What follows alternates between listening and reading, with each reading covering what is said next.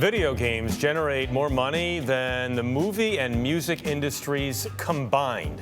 Game revenue is expected to approach $200 billion this year, according to Ampere analysis. But unlike Hollywood stars and musicians, game makers are mostly anonymous to the general public. Now a new book by one of gaming's most successful designers is offering a behind-the-scenes account of the industry's rise. Brook Silva-Braga traveled to Raleigh, North Carolina to meet up with this self-described control freak. So, I mean, this is literally me as a teenager, like planning out the 2D adventures that I did back in the day, right? Cliff Bleszinski started making video games when he was 11. That's initial sketches of Jazz and the bad guy Devin Shell. Converting sketches into pixels on the family PC. You know, I wasn't getting any dates at the time, so what I wound up doing is just pouring myself into my computers and making video games. By high school, he was selling floppy disk versions of the games through the mail. And, you know, the checks just kept showing up, and I started really realizing, like, I love doing this, but I can also make a little bit of money doing it. How many games do you sell? It was enough to, you know, make me be able to quit McDonald's, so I'll tell you that. Somewhere between prodigy and self-promoter, Cliff Bleszinski might be the Forrest Gump of gaming.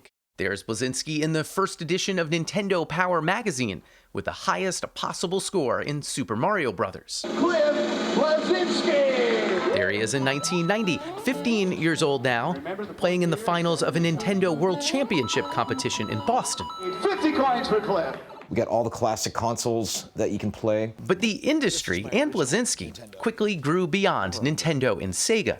Barely out of high school, he was hired by Epic Games and created Jazz Jackrabbit, a hit on desktop computers.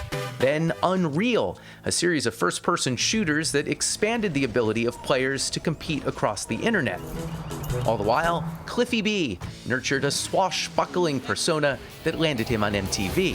Cliffy's a media whore, and he loves it. I want to be on the TV! Their cameras followed as he made Gears of War, the cinematic, brutally violent game that launched the Xbox 360. This is the first Gears of War.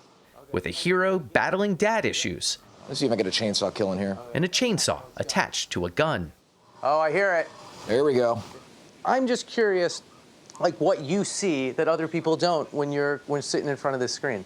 I see something that was created when I was going through a really rough patch in my life. A lot of the best art that I've made throughout the course of my life has been when I was miserable. Yeah, a lot of people say that.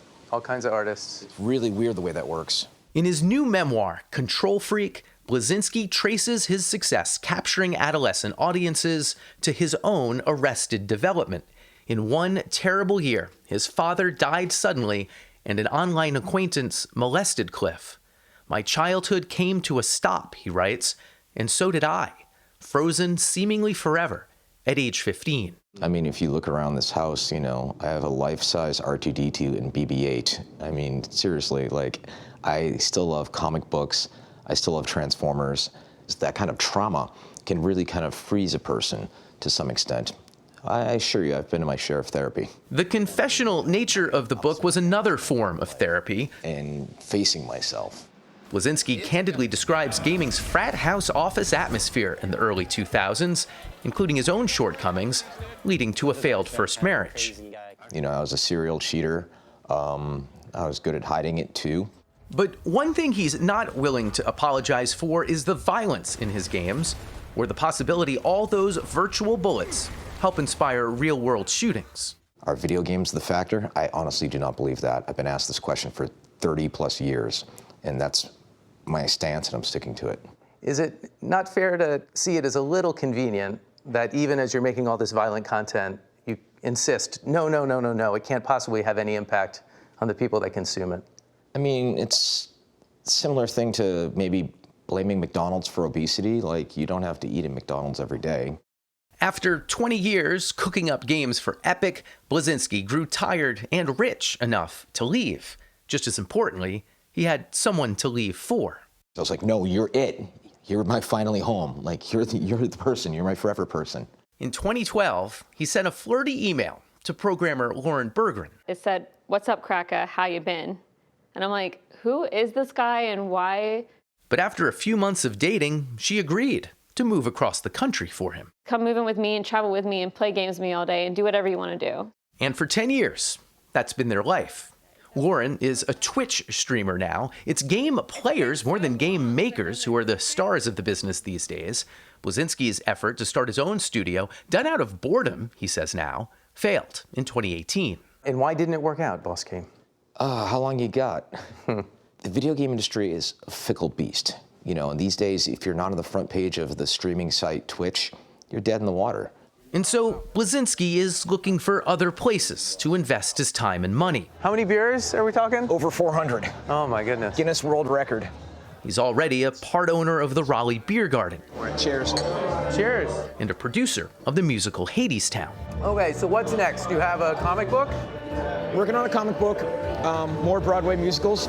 As Bleszinski writes in the book, This is just kind of a nerd shrine. as he sees it, the Nintendo boy won. You're at 47 now, the same age your dad was. Do you have any thoughts on what he would make of what your 47 years have been like? I came to peace years ago with the fact that he'd be proud of me.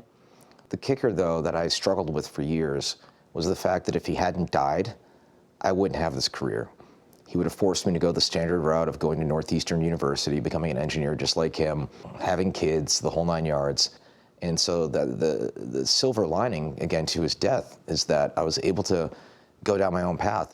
And for a control freak, picking your path may be the ultimate prize. For CBS Saturday Morning, Brook Silva-Braga, Raleigh, North Carolina. Wow, that's a realization that you had to go through the hardship to get out on the other end. Yeah. Book sounds fascinating. I want to check it out. I know. And it's interesting, we were talking about this before, is like the video games, just what a massive industry it is, and you don't think about it enough.